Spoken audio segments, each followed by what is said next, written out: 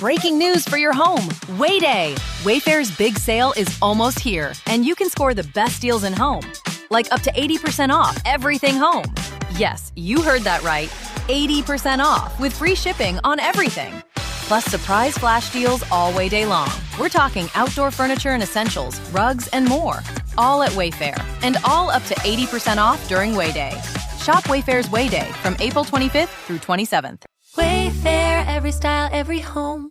This is Radio Metropolis.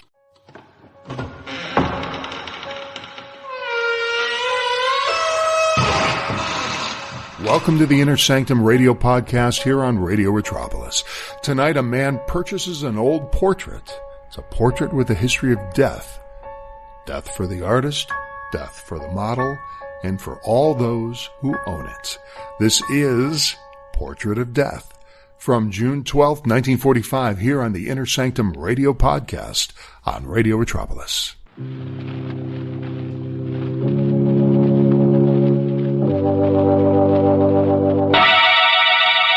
Lipton Tea and Lipton Soup present Inner Sanctum Mysteries.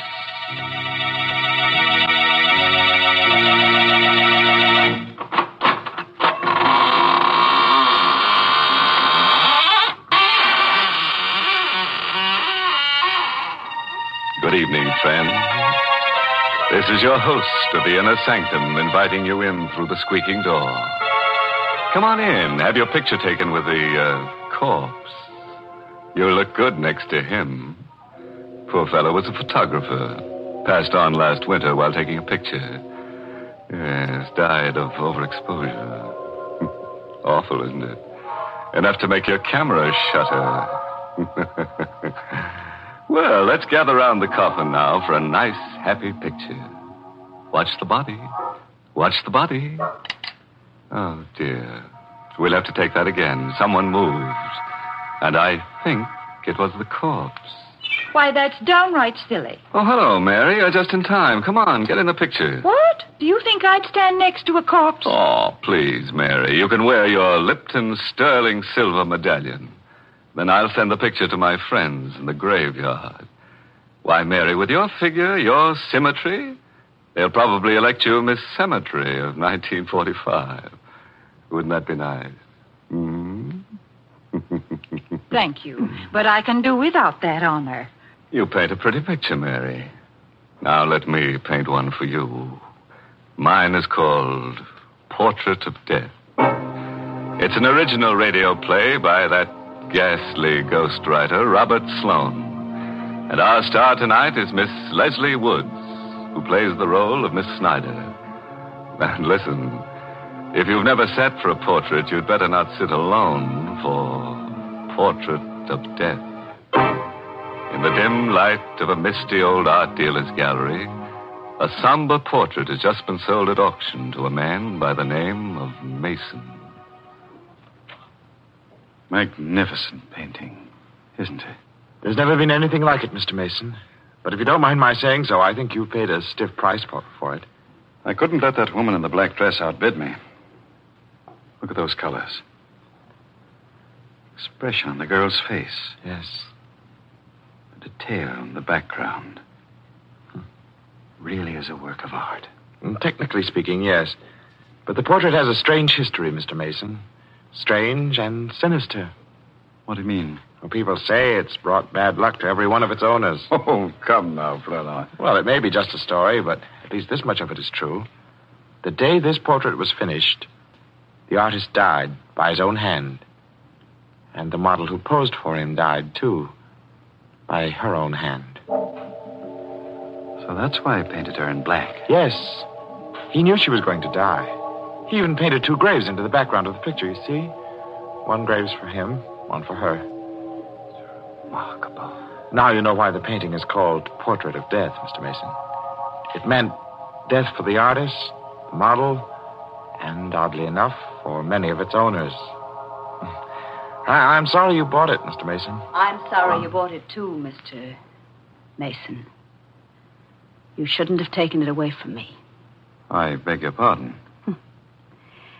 Don't you remember me? Oh, yes.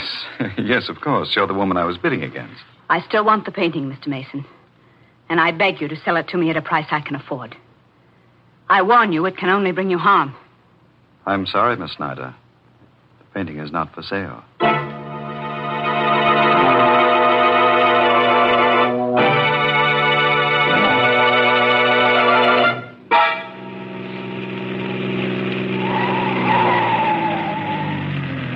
Really, Mr. Flournoy, you didn't have to drive me all the way home with this painting. I could have managed it alone. Oh, no trouble at all, Mr. Mason. Here, let me help you carry it into the house. Oh, no, I'll get one of the servants. As you like. Oh, Parker. Parker. I'm afraid I'll have to go in. Will you wait for me? Oh, certainly. Oh, Parker. Mr. Mason? Yes, Parker. Tell Mrs. Mason to come down, will you? I've got a surprise for her. Mr. Mason, I think you'd better come in. Why, what's the matter? I have some very bad news for you, sir. Terrible news. Mrs. Mason is dead. What? It was her heart, sir. She died this afternoon while you were at the art gallery. No. I can't believe it. I tried to reach you, but you'd already left, sir. Dr. Simpson said... Excuse me, sir. Hello? Mr. Mason's residence? Is Mr. Mason there, please? This is Miss Snyder calling. Just a moment, please. It's for you, sir. Oh. Thank you. Hello? Mr. Mason, I still want that painting. What? Don't you think you'd better sell it to me? It can only bring you harm. I'll think it over. Don't wait too long, Mr. Mason. I warn you. Don't wait too long.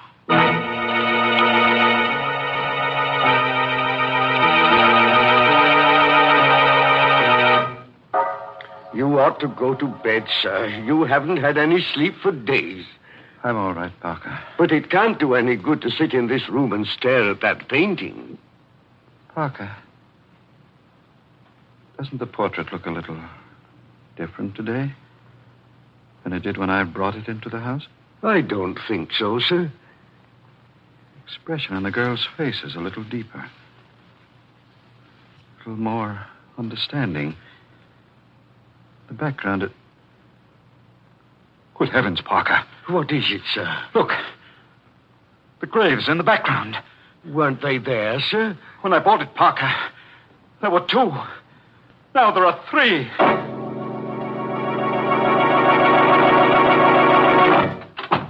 I'm so glad you could come out here, Mr. Flournoy. I had to speak to you. I came as soon as I could. Did you bring the catalog? Oh, yes, I did, Mr. Mason. What is it? What's wrong? Let me see a picture of that portrait, please. Yes, of course. Portrait. Here it is. Portrait of Death. There. I was right. There were only 2 graves in the original painting. Well, of course, Mr. Mason. I told you there were 2 the day you bought it. But now there are 3, Flournoy. 3 graves. So what? Come. I'll show you. Oh, Mr. Mason, please. There are 3, I tell you. The 3rd one's been there ever since my wife died. But that's impossible. You must be imagining... Give yourself, Flournoy. Here. 1, 2, 3. Mr. Mason. Why are you looking at me like that? You need a rest. A rest? What are you talking about? Don't you understand? There are only 2 graves in that portrait. The 3rd one is in your mind. You mean there isn't a 3rd grave on this painting? No. You've been under such a strain these past few days. I must be losing my mind. Oh, no, I'm sure it isn't as serious as all that. It's only natural for you to be upset about your wife. I want to get rid of the portrait. I want to sell it. Right away. Well, I don't know how soon I can dispose of it for you, Mr. Mason. Under the circumstances, it might be hard to arrange a That woman sale. will buy it, won't she? Who? That woman who's been pestering me for it. Why don't you get in touch with her? I will, first thing in the morning. No, I won't wait until morning. I want that portrait out of this house tonight.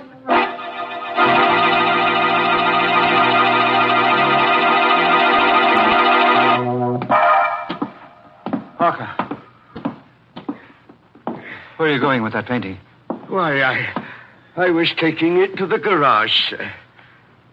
What for? You said you didn't want it in the house tonight. I thought I might return it to the dealer. Mr. Flournoy hasn't called back yet? No, sir. Well, I'll take it to him myself. Is the car ready? Yes, sir, but I hardly think you ought to go alone, Mr. Mason. You're in no condition. I brought that portrait into this house, and I'll take it back. Alone.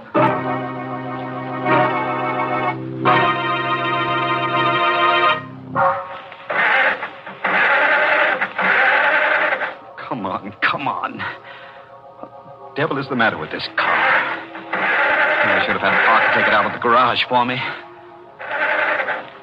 Confound it. I'll get that painting out of here if I have to carry it out with my hands. Portrait of death. You are a portrait of death. You, with those searing eyes, that faint half smile. I'll never see your face again. Not as long as... No. No.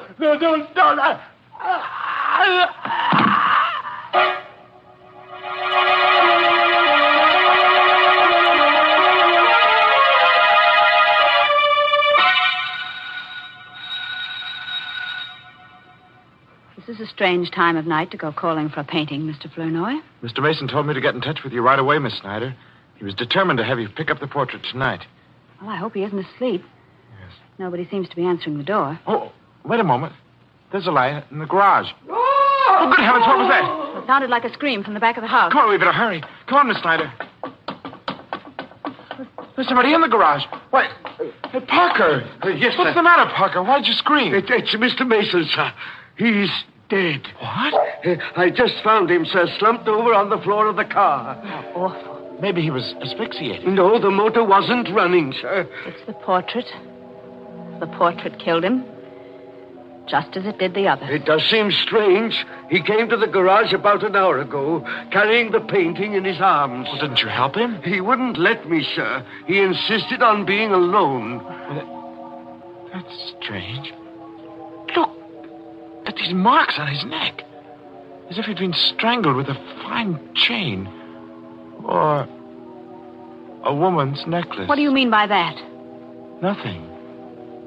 Did you think I was accusing you, Miss Snyder? I don't know. Good heavens, Mr. Flournoy.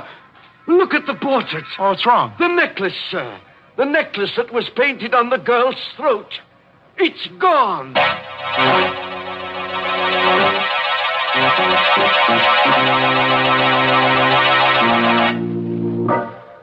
Well, you can breathe a little easier now. Unless you happen to be wearing that girl's necklace. If you are, just write a note to the artist that painted the portrait and he'll answer you from the grave. Honest. He wrote to me from the grave the other day. You know what he said? Having wonderful time. Wish you were here. I suppose you think that's funny. Why, Mary, it must be funny. The dead artist was smiling when he wrote it. Oh, but then he's always smiling. You see, he's a grinning skull. It's quite a story how he got that way. Let me tell you. Now, stop. I don't want to hear any of your morbid stories. But that's the only kind I know. Let's get back to that there cover girl on the Portrait of Death.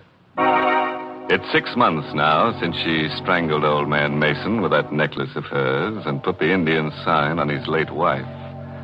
Parker's still around, though. And so is that character Flournoy, who at the moment is disposing of the ill-fated portrait for Mr. Mason's estate. Mr. Davis, I believe you're the only man in the world who wants this painting. And I really can't see why you want it, knowing its history. Mr. Flournoy, that kind of history doesn't mean a thing to me. Oh. May I take it with me now? Oh, certainly. Parker, Yes, sir. would you be good enough to help Mr. Davis with the painting? If you don't mind, sir, I'd rather not touch it. I haven't seen it since Mr. Mason died, and I don't care to see it now, sir. All right, Parker. I'll help you, Mr. Davis. Thank you very much. It's a very heavy frame, you know. It's really too heavy. Wait, that's incredible. What is it, Mr. Flournoy? What's wrong? Parker, you say you haven't touched this painting since Mr. Mason died? No, sir. Well, look at it. The girl is wearing her necklace again.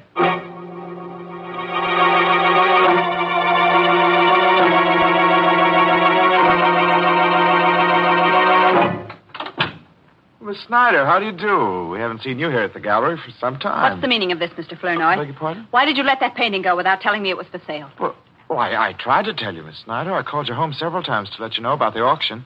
I was never able to reach you. Didn't you know I was away on a trip?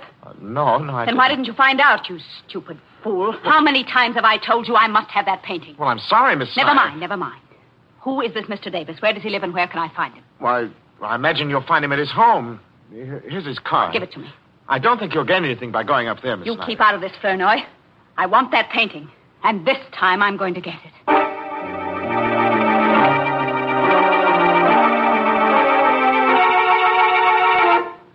I'm very sorry, Miss Snyder, but nothing you can say will persuade me to part with the painting. Mr. Davis, your stubbornness may cost you your life, you know. I'm afraid I'll have to risk it. I'm very anxious to find out exactly how he died. And if he was murdered, I'm going to see that the killer is brought to justice. The killer is the painting, Mr. Davis. And you will find that out very soon, just as the others did. Are you threatening me? I am giving you one more chance to live. One more chance to sell me the portrait at the price you paid for it. If I refuse? If you don't sell it to me now, Mr. Davis, I will buy it after your death. Forgive me for not showing you to the door, Miss Snyder, but I hardly think... Never mind, I'll go myself. No, you don't have to. Parker. Yes, sir? Parker, what are you doing here? Oh, didn't you know, Miss Snyder? I'm Mr. Davis's new butler.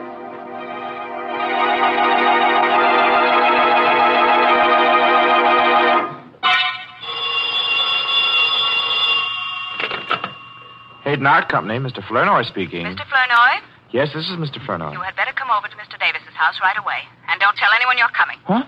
Who's this? It's important, Mr. Flournoy. Don't ask a lot of questions. Just come over. But who is this? Don't you know? It's the girl in the portrait. What? You... Hello?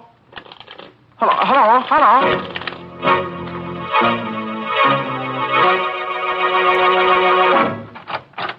Come in, Mr. Flournoy. I thought it was you on the phone. Why didn't you tell me? I didn't want to mention any names. Come in, will you? All right. What's the hurry? What's this all about? I'll tell you in a minute. Does anyone know you came here? No, I don't think so. Good. What are you doing here? And where's Parker and Mr. Davis? Parker's left. He's gone away.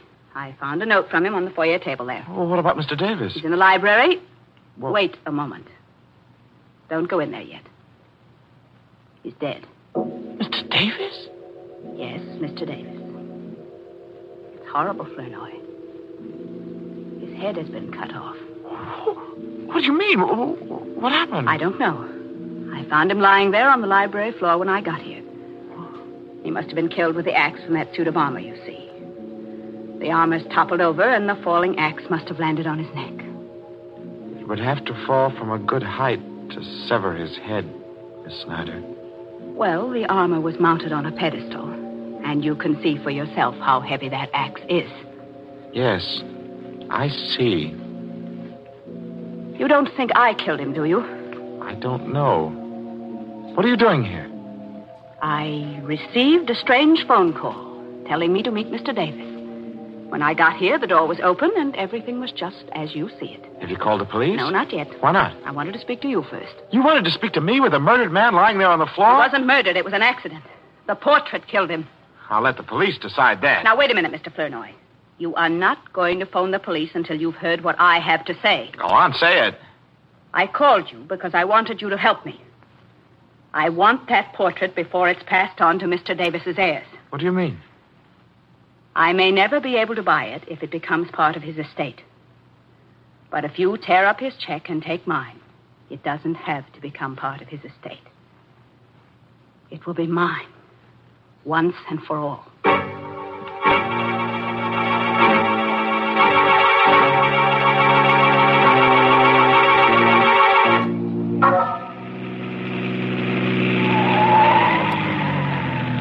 Mr. Flournoy? What? Mr. Flournoy? Why, Parker. What are you doing outside Miss Snyder's house? I've been waiting for her, sir. Have you any idea where she is? Why do you want to know? She left a photograph at Mr. Davis's house last night, and I've come to return it. Well, I'll take it to her, Parker. If you don't mind, sir, I'll return it myself. Is it that important? The photograph is a picture of the woman in the portrait. And if Miss Snyder can explain why she's been carrying it around, We might have an answer to this mystery. You suspect her, don't you, Parker? Not any more than I suspect you. What's that? You've got the portrait in your car, Mr. Flournoy. Yes. Don't try to conceal it. I recognize that frame anywhere. I'm not trying to conceal it. I'm trying to find out what your game is. I have no game. Then why did you leave that note saying you were going away? What note? Oh, don't lie to me, Parker. I saw it myself on the foyer table. You must be mistaken, sir. Today is my day off. I left the house early this morning, and I didn't write a note. Oh. If you're telling the truth, then I know who did write that note. Only I've got to prove it before I can take your word. Oh, wait a moment, Mr. Flunner. Where are you going? I'm going into the house for this painting. I'm going to set a trap for Miss Snyder. I'll go with you. What for? To help you carry the painting, Why? Of course. But you'll spoil everything if you're seen, Parker. Then I won't be seen. I'll hide. What's the matter, Mr. Flunner? You are not afraid of me, are you? I don't know. Every time this painting has brought misfortune to anyone, you've been alone in the house with the victim.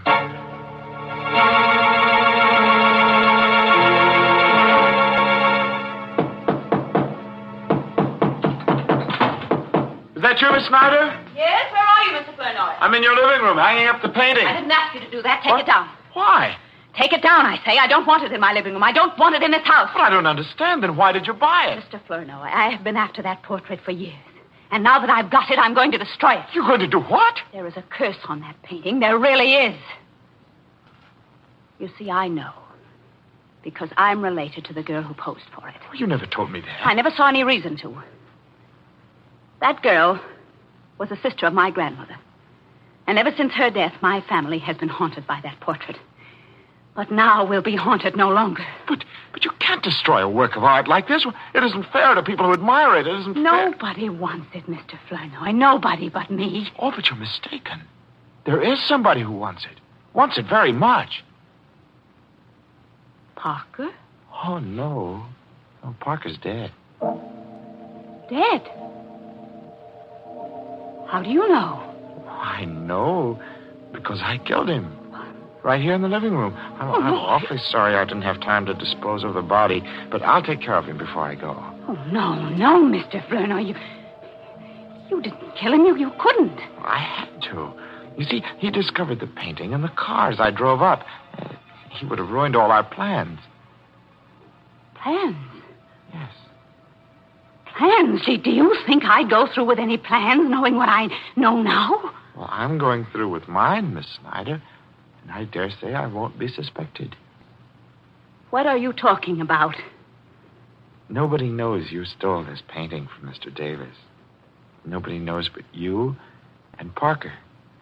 And I can trust Parker to keep the secret. You stay where you are. Don't be afraid. I've become an expert at the art of murder. It is an art, you know. Just as delicate as retouching old portraits, which happens to be a specialty of mine. You killed Davis and Mason and Mrs. Mason. Oh, no, not Mrs. Mason, no. Her death was only a coincidence. But it did give me the idea for the others. You see, I needed a series of deaths to completely destroy the value of that portrait. The legend was already there. All I had to do was help it along. Why? Well, I wanted the painting, Miss Snyder. I wanted it more than anything else in the world. An art dealer's clerk could hardly afford to pay for it. You're insane. Well, we're all a little bit insane, aren't we? Don't you come near me. Don't. Shut up, you fool. Don't. Shut up. Yeah. The knife is cut. Sure. But if you struggle, don't struggle. You make me miss my mark. Shut up. I can't. You crazy devil. Be still. No. Portrait fell on the wall. Frame grew knife into. Now we'll be haunted no longer.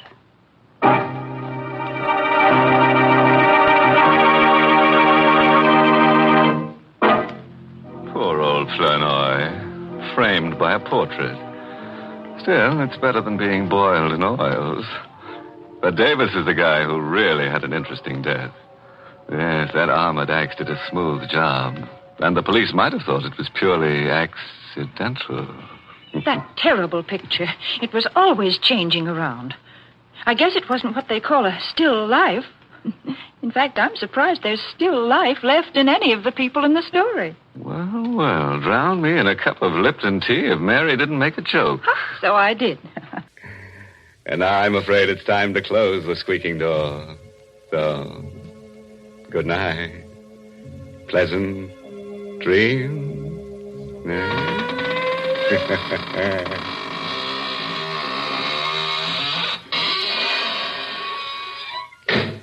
This is CBS, the Columbia Broadcasting System.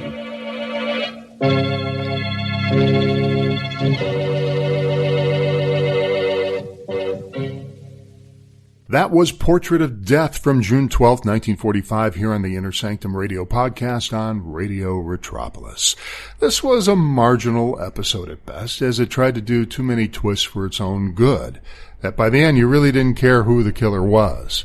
I did think it was a good start, and if it had stayed with the supernatural path, it might have made it a little bit more interesting, but Inner Sanctum episodes were really not about the supernatural, although it gives that implication in every episode in the beginning that there could be something unusual or paranormal happening here, or otherworldly, I guess is a better way to put it.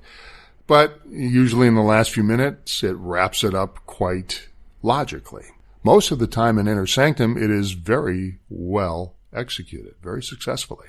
Tonight, for me, just not that fulfilling. In our cast, our star, Lesley Woods. She played Miss Snyder, our cryptic voice of doom.